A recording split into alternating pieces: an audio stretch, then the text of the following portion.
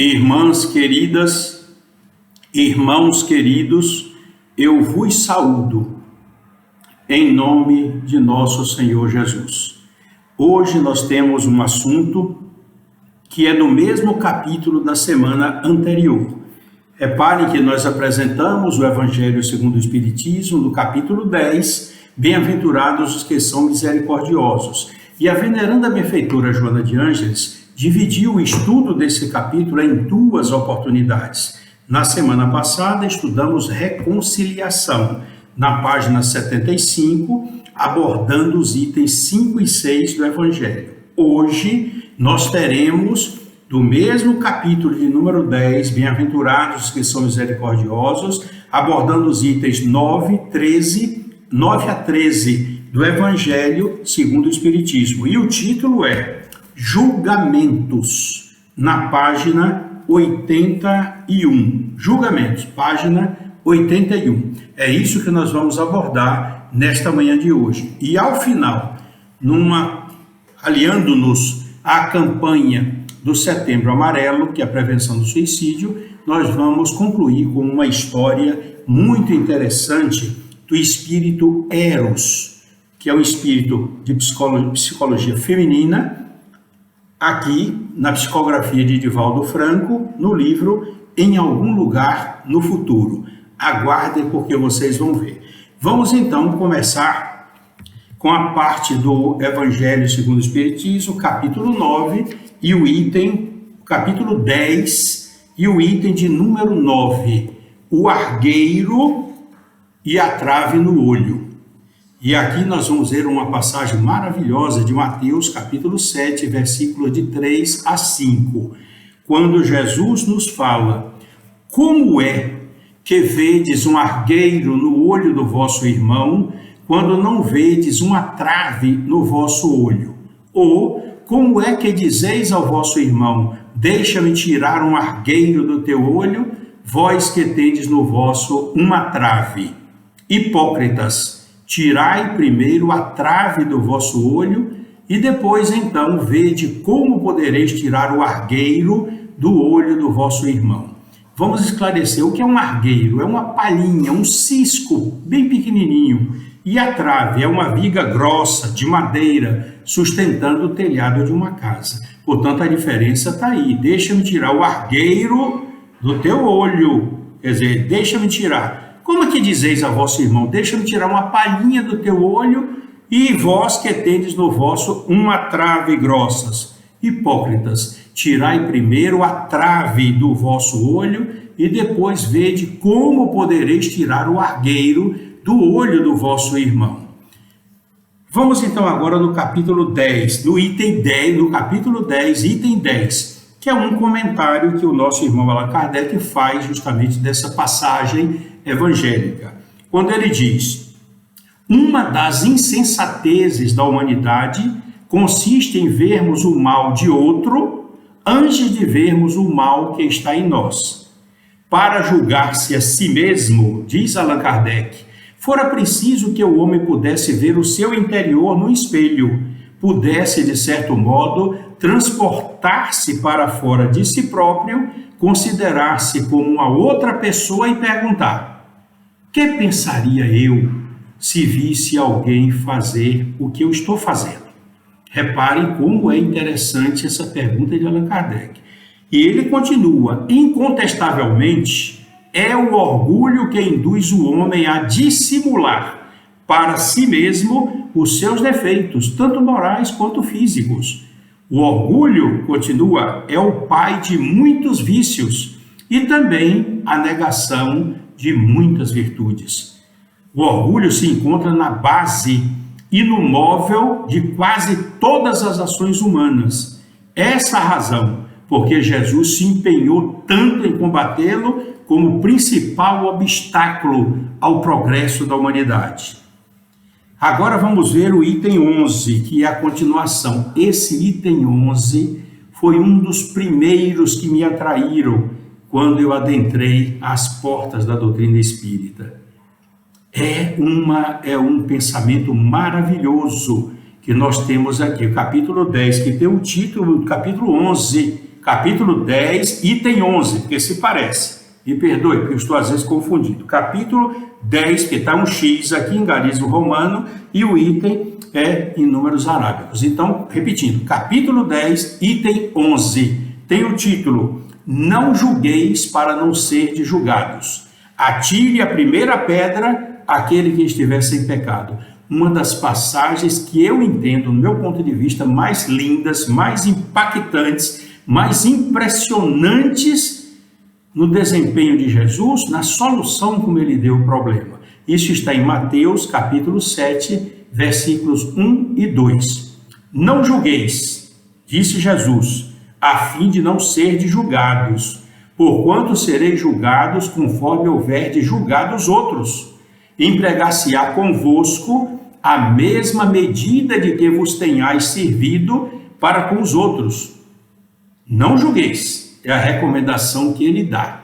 Portanto, nós vamos observar aqui no item 12, que é o item seguinte, que vem então essa passagem da mulher adúltera que foi atendida. Nós vamos agora localizar vocês observando o seguinte: os judeus estavam ansiosos para pegar Jesus sem uma falha qualquer, para poderem condená-lo, para poderem assassiná-lo. Quando não encontraram nada, vocês viram que terminou com aquele julgamento absurdo, foi verdadeiro assassinato sem chance de defesa. Então vocês observem como a situação era muito penosa para Jesus, mas ele foi corajoso nesta passagem. Por isso que eu o admiro muito, enfrentando aquela turba que lá está na praça. Eu vou ler para que vocês não sinto a influência da minha emoção quando eu leio esse trecho e possa distorcer ou modificar alguma coisa. Então, os escribas e os fariseus lhe trouxeram uma mulher que fora surpreendida em adultério. E pondo-a de pé no meio do povo, disseram a Jesus: Mestre, esta mulher acaba de ser surpreendida em adultério. Ora, Moisés, pela lei, ordena que se lapidem as adúlteras. Qual sobre isso a tua opinião? Diziam isso para o tentarem e terem de o acusar. Jesus, porém, abaixando-se, entrou a escrever na terra com o dedo. O evangelista não fala o que ele escreveu com o dedo, mas nós vamos trazer para vocês hoje duas fontes fontes distintas que comprovam o que Jesus escreveu. Então ele, abaixando-se, começou a escrever na terra com o dedo. Como continuasse a interrogá-lo, quer dizer, sem mestre, o que é que tu dizes? Moisés manda que se lapidem. E o Senhor, o que é que diz? Eles queriam ouvir a opinião de Jesus, sabendo que ele pregava o amor, naturalmente que eles esperavam que dissesse: olha, não condeno essa mulher, não condene, mas era a lei de Moisés observada. E Jesus nunca foi contrário à legislação vigente. Pelo contrário, estimulava o cumprimento da lei e da ordem, como no caso do imposto, que ele não condena a falta de pagamento, não condena o imposto, não condena deixar de pagar, mas diz, vocês sabem, mostra a moeda de quem é, esse rosto é de César. Então dai a César, quer dizer, a moeda o que é de César, e dai a Deus o que é de Deus. Pagar o imposto a César e pagar o dízimo a Deus. Como continuasse a interrogá-lo, Jesus se levantou e disse: aquele dentre vós que estiver sem pecado, atire a primeira pedra. Em seguida, abaixou-se de novo e continuou a escrever no chão. Quanto aos que o interrogavam, esses, ouvindo falar daquele modo, se retiraram um após outro, afastando-se primeiro os velhos, os idosos. Ficou, pois, Jesus a sós com a mulher, colocada no meio da praça. Então, levantando-se, perguntou-lhe Jesus: mulher, olha, não é um termo desclassificado, não. A professora Amélia Rodrigues nos fala aqui, chamaram uma pessoa de mulher, como Jesus disse na cruz para a mãe dele: mulher, eis aqui o teu filho, apontando para João. Era um termo de relevância, um termo de respeito, um termo de consideração, um termo de muito carinho dirigido a uma mulher. Então foi isso que ele fez para ela. Olha a compaixão que ele teve, a piedade, o respeito. Mulher, onde estão os que te acusavam? Ninguém te condenou? Ela respondeu, não, Senhor. Disse-lhe Jesus, também eu não te condenarei. Vai-te e de futuro não tornes a pecar. Isso está em João, capítulo 8, versículos de 3 a 11. Vamos agora ao Evangelho segundo o Espiritismo, capítulo 10, item 13, que faz referência a essa passagem evangélica. E a escrita é de Allan Kardec. Atire-lhe a primeira pedra aquele que estiver isento de pecado, disse Jesus. Essa sentença faz da indulgência um dever para nós outros, porque ninguém existe que não necessite para si próprio de indulgência.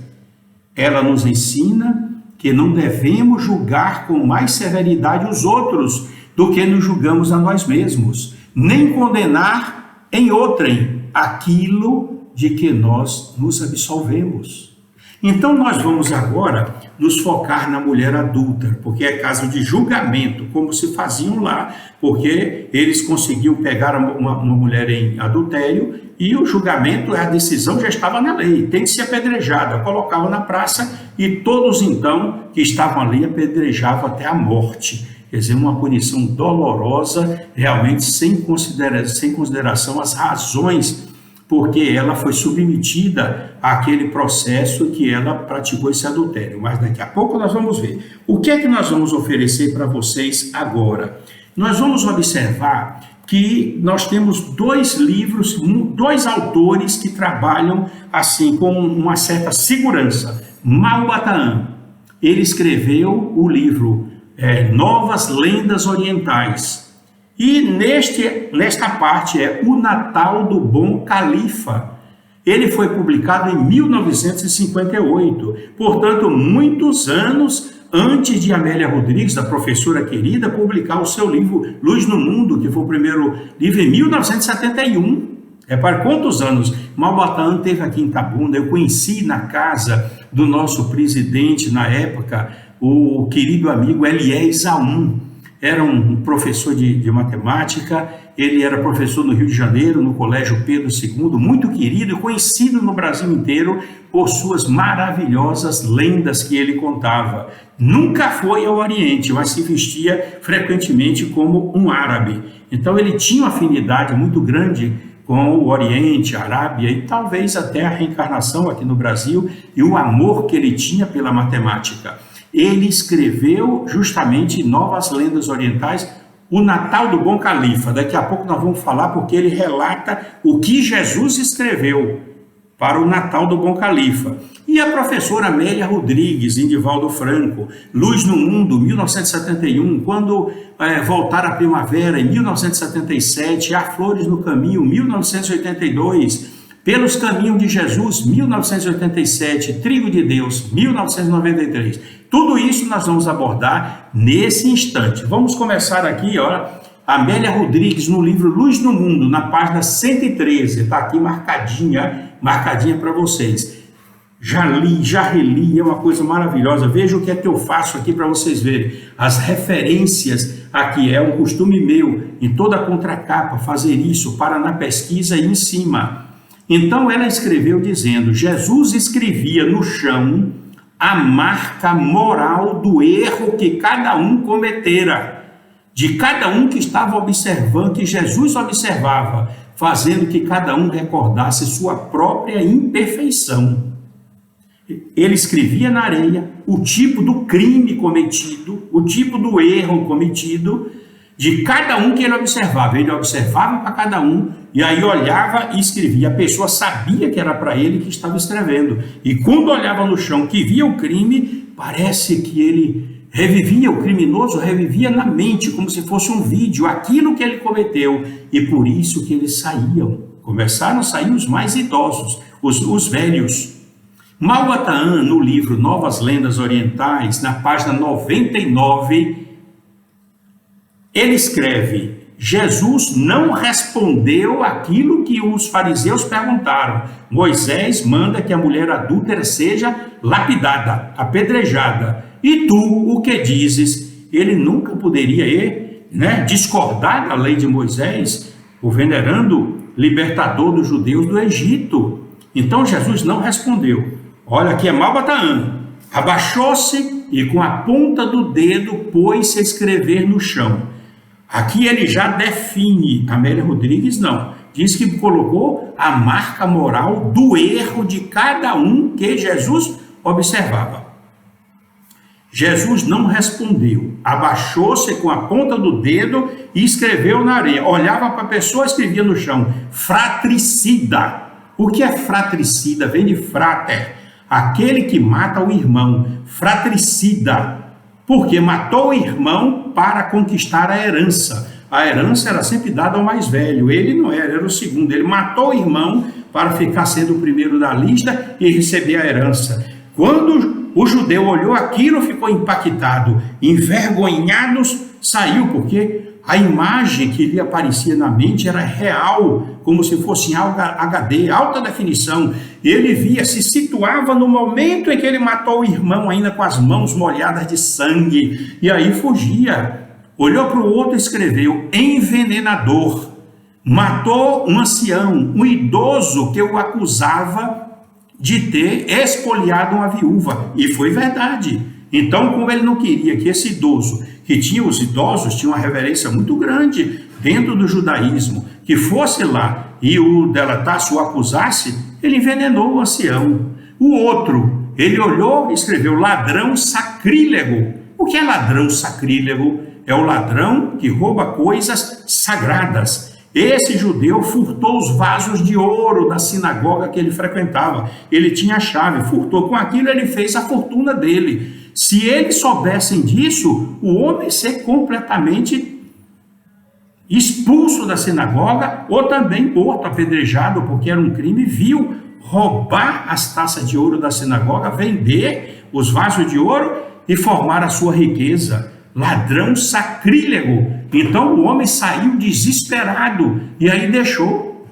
Vocês viram quanta coisa interessante. Se não fosse Malbataã nem Amélia Rodrigues, nós não teríamos condições de saber o que foi que ele escreveu, porque nem o evangelista não colocou, não registrou, porque na certa não chegou perto. Ele estava escrevendo e só a pessoa que praticou o crime olhava e via a imagem.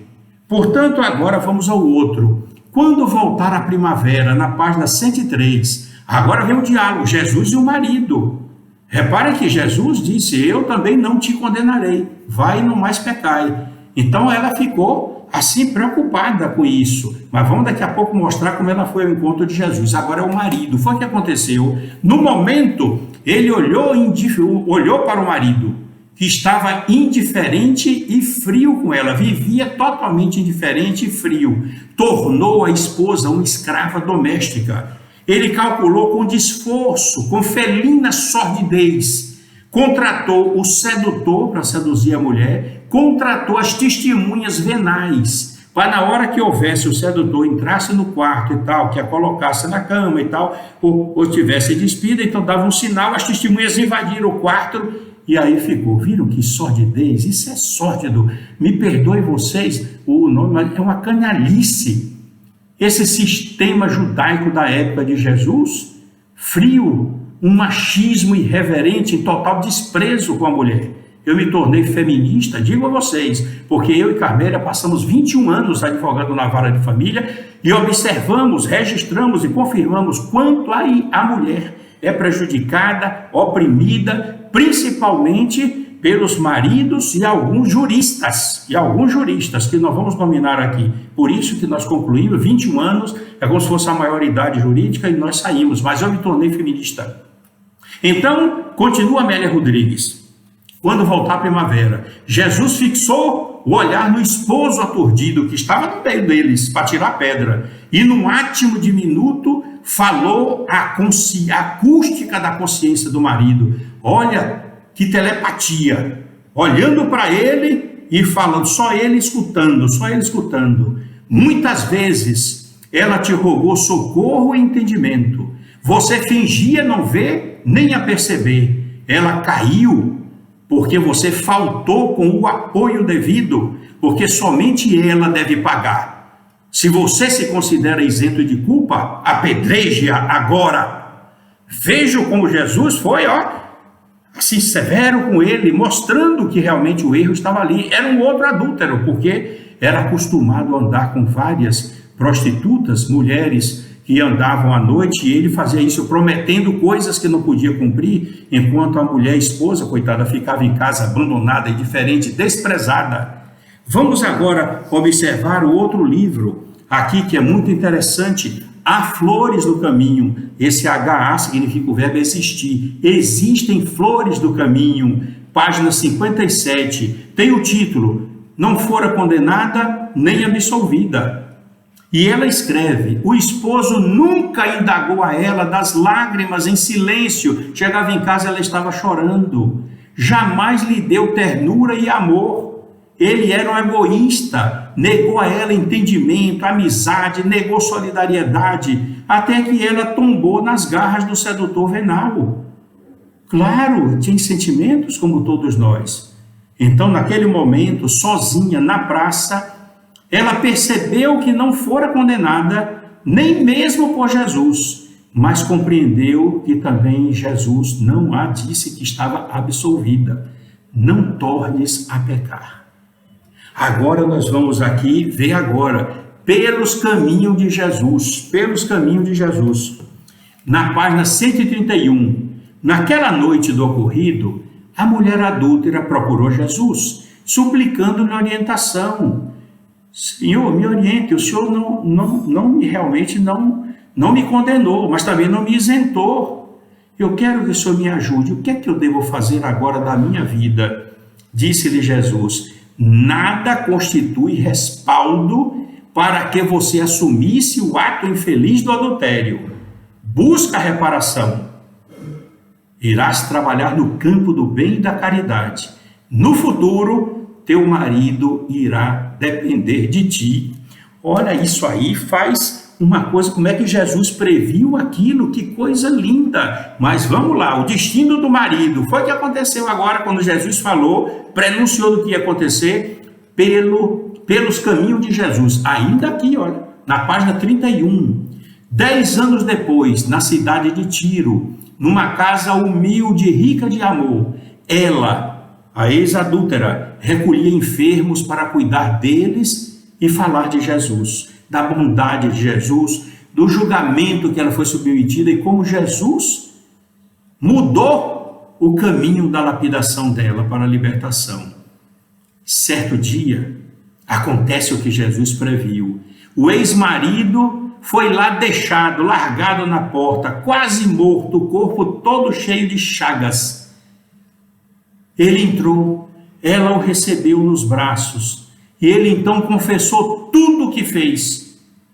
E procurava, dizia ele, eu quero procurar minha ex-esposa para pedir perdão a ela. Mas antes que ela dissesse, sou eu, ele desencarnou nos braços dela. Eu não digo que foi castigo, mas ele não teve o merecimento de que ela dissesse, fui eu que você fez e eu te perdoo. Ele desencarnou nos braços dela. Eu fico muito emocionado. Vocês me perdoem, mas são os meus sentimentos, a minha vivência de Amélia Rodrigues, que ela descreve tudo isso como se a gente estivesse vendo, como estivesse participando, como se estivesse ali assistindo e ouvindo como testemunha tudo o que aconteceu. No livro Trigo de Deus, na página 78, o destino do sedutor, sim, foi o que aconteceu com ele. Repare como a professora Amélia Rodrigues abrange todos os aspectos. Aquele homem que ganhava para seduzir as mulheres dos judeus que queriam matar, para promover a falta do divórcio, a eliminação, ele ficaria livre dela. 10 anos transcorridos, com dermatoses sifilíticas na pele, o sedutor foi expulso da cidade sob suspeição de lepra. Eles não conheciam nada de medicina, viu? Olha, as dermatoses de sífilis em todo o corpo, aquele prurido. O sedutor foi expulso da cidade sob suspeição de lepra. e o sedutor venal saiu pelas estradas, porque com lepra saía, era abandonado, ia para o Vale dos Leprosos. Ele foi andando perdido. E onde ele foi parar? Ele foi parar na casa do caminho, onde Pedro estava lá, na estrada de Jope. E pelas mãos de Pedro, de quem recebeu, foi de quem recebeu paixão, compaixão, ternura, amor. Pedro cuidou dele até a desencarnação, ouvindo as palavras de Jesus, ouvindo os comentários que Pedro fazia, e ele se converteu ao cristianismo. Então vocês vejam, meus queridos irmãos, como isso é importante, né? O sedutor venal foi recolhido na casa de Pedro, a casa do caminho. Eu fico pensando, meu Deus, quanta misericórdia de Deus, esse amor de misericórdia que Jesus trouxe para nós. Vamos agora aqui observar aqui a veneranda benfeitora Joana de Ângeles, Jesus, o Evangelho, a luz da psicologia profunda, na página 81. Toda vez que o indivíduo descredenciado legalmente, o juiz togado é credenciado legalmente a julgar, mas ela diz, toda vez que o indivíduo, qualquer indivíduo, descredenciado legalmente, não é juiz, não está agindo no processo nem nada, procede a um julgamento caracterizado pela impiedade, realiza de forma inconsciente a projeção no outro da sombra que existe nele. E você já sabe o que é a sombra, é o lado obscuro da personalidade de cada um. Nós vamos buscar agora um esclarecimento para vocês, o pessoal da Casa de Guará já sabe, mas vocês que estão nos escutando, nos acompanhando e ainda não viram isso, olha onde é que vocês podem encontrar tudo sobre a sombra, no livro Em Busca da Iluminação Interior, no de 2017, no capítulo de número 1. Quando ela escreve aqui, constata-se que no inconsciente, área em que se refugia a sombra, não se encontram somente as heranças do mal praticado, os instintos agressivos, mas também valores positivos que facultam ações nobilitantes e respondem pela criatividade, pelas tendências artísticas e outros conteúdos. Mas aí vocês vão ver agora o que é que isso representa. Ela continua, graças ao Espiritismo, pode-se compreender com facilidade todo o vigor da sombra na existência humana, recorrendo-se ao impositivo das reencarnações, em cujas vivências foram praticados atos reprocháveis ou primários do instinto, mas também atos sociáveis e relevantes. Eu digo sempre, se Carlos Gustavo Jung, que foi o criador, né, o pai da psicologia analítica, ele que idealizou esse nome sombra, se ele tivesse oportunidade de ter conhecimento, como ele ia logo dizer, não, a sombra são as múltiplas reencarnações que estão situadas lá no inconsciente, arquivadas uma a uma, com qualidades boas que nós praticamos, claro, nem sempre o mal, mas que são as muitas ações negativas que lá estão. Por isso que a veneranda benfeitora Joana de Ângeles, na página 18 de Jesus, o Evangelho, a luz da psicologia profunda, Jesus vai no fundo, quando Joana nos diz aqui, a veneranda benfeitora, todo o ensinamento de Jesus fundamenta-se na evolução do self ou espírito, iluminando a sombra e vencendo-a, dominando-a.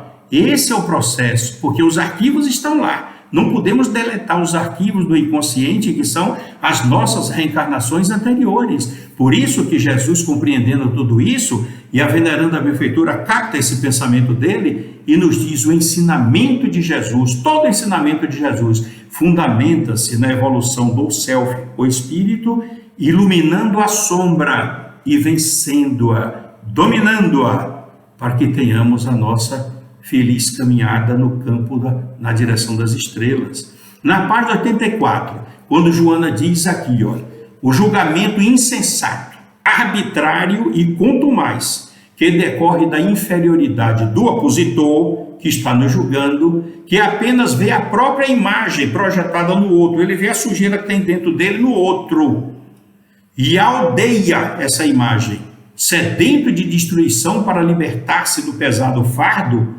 Isso quando fere a outra, e sempre fere, é um procedimento covarde e cruel, que Joana está dizendo aqui.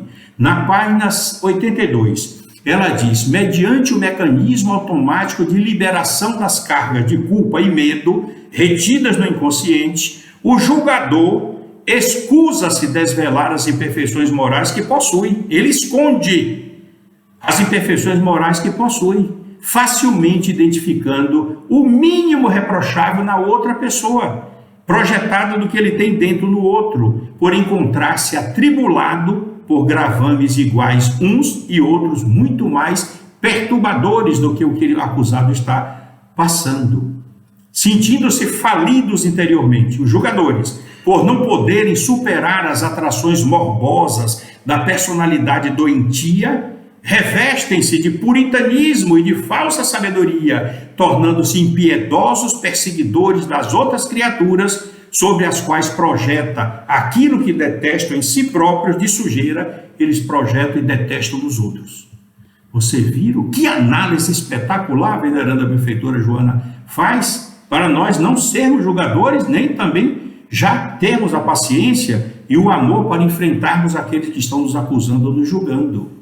E ela diz na página 83, ainda permanece essa conduta sórdida em todos os segmentos da sociedade, particularmente nos grupamentos religiosos, nos quais aqueles que se sentem incapazes de crescer por acomodação mental ou incapacidade moral tornam-se agudos vigias dos seus irmãos. Mas aqui ela vem agora, reparem a observação, como a ótica abrange toda a questão da condenação, a toda a questão do julgamento.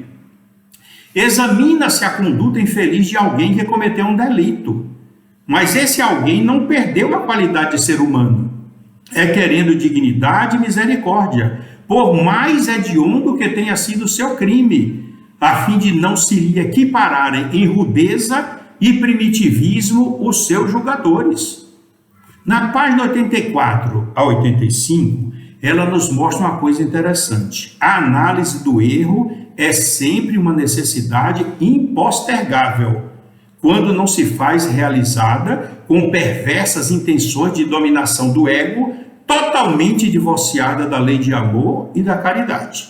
Analisar para auxiliar, para corrigir, para educar o faltoso, é uma valiosa contribuição, segundo a veneranda benfeitora, é uma valiosa contribuição para a construção do ser moral, psicológico e espiritual.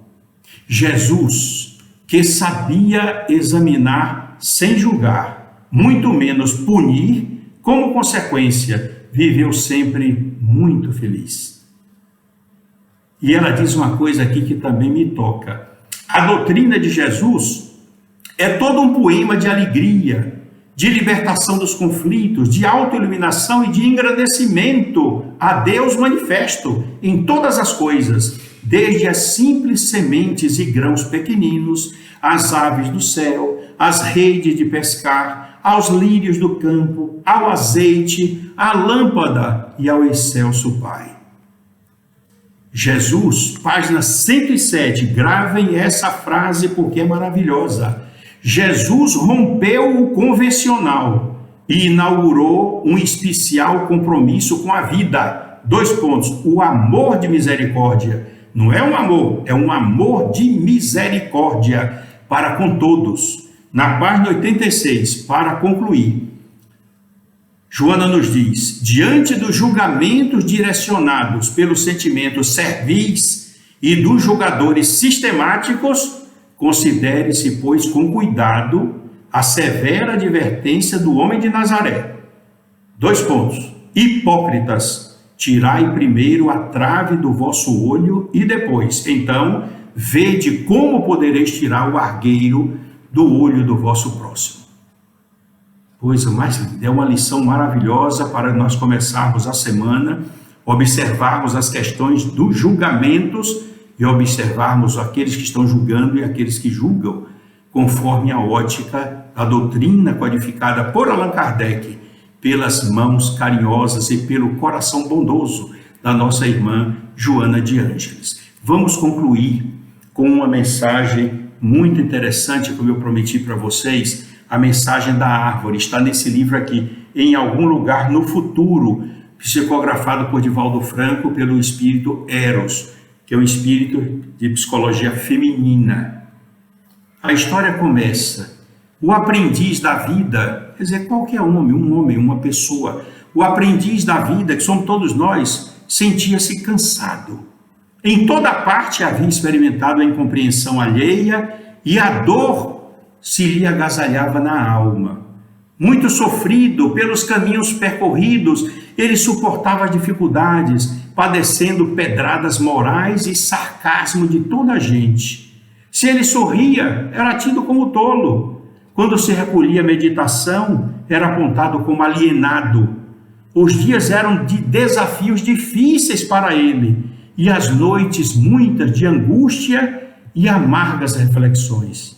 As aparentes alegrias que ele tinha de vez em quando eram equiparadas a rosas lindas que ocultavam espinhos que o picavam sem dó.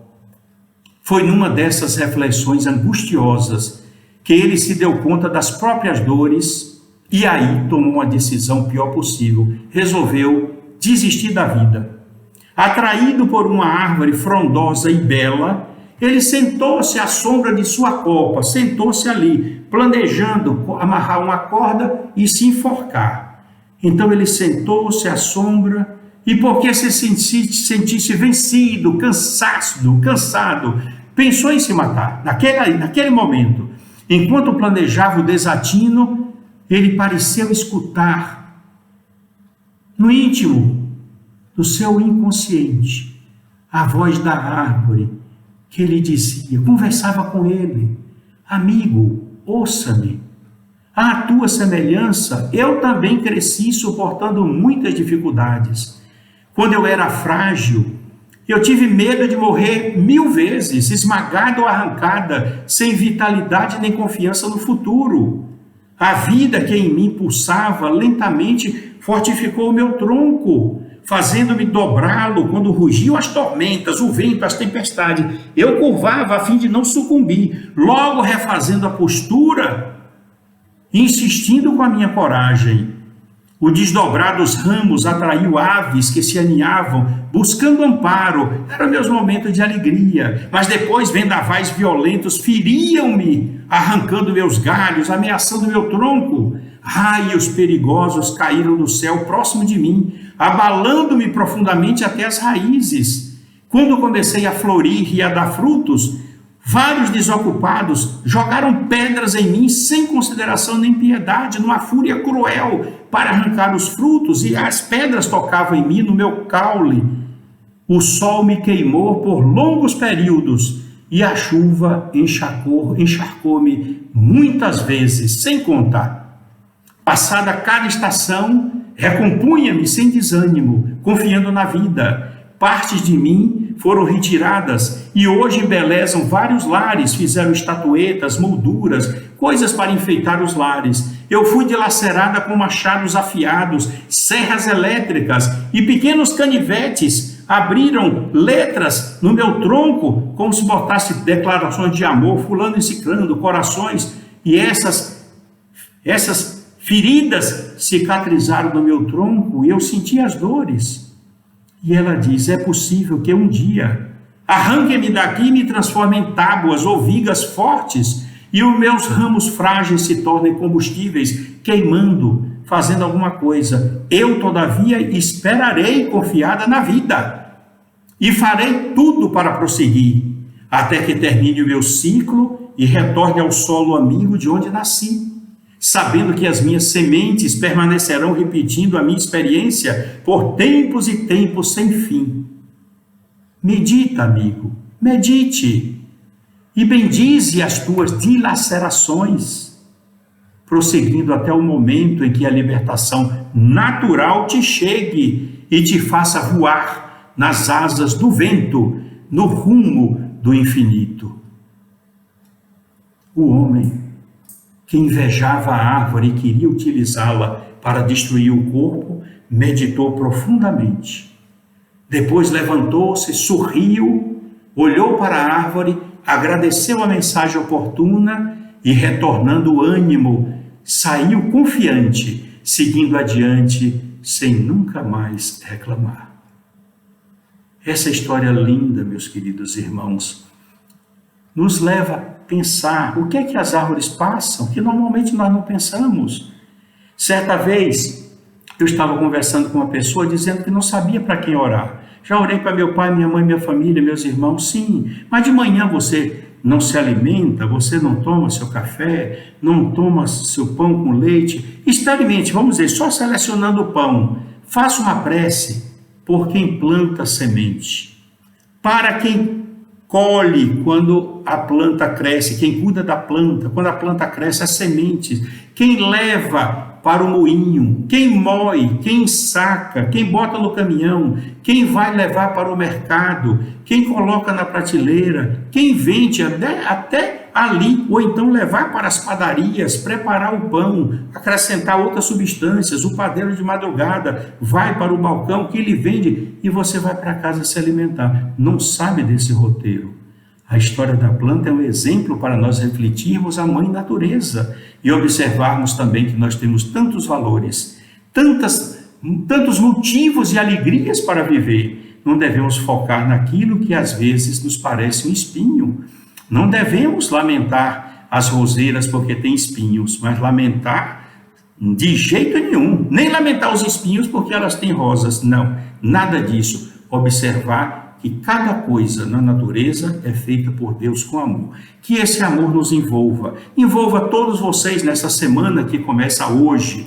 Ilumine os seus lares, ilumine os seus corações, para que onde vocês estiverem, onde passarem, com quem vocês se contactarem, vocês deixem sempre o perfume do seu amor perto da pessoa com que você realiza o seu contato. Que Jesus nos abençoe e nos envolva com muita luz, com muita paz e com muito amor.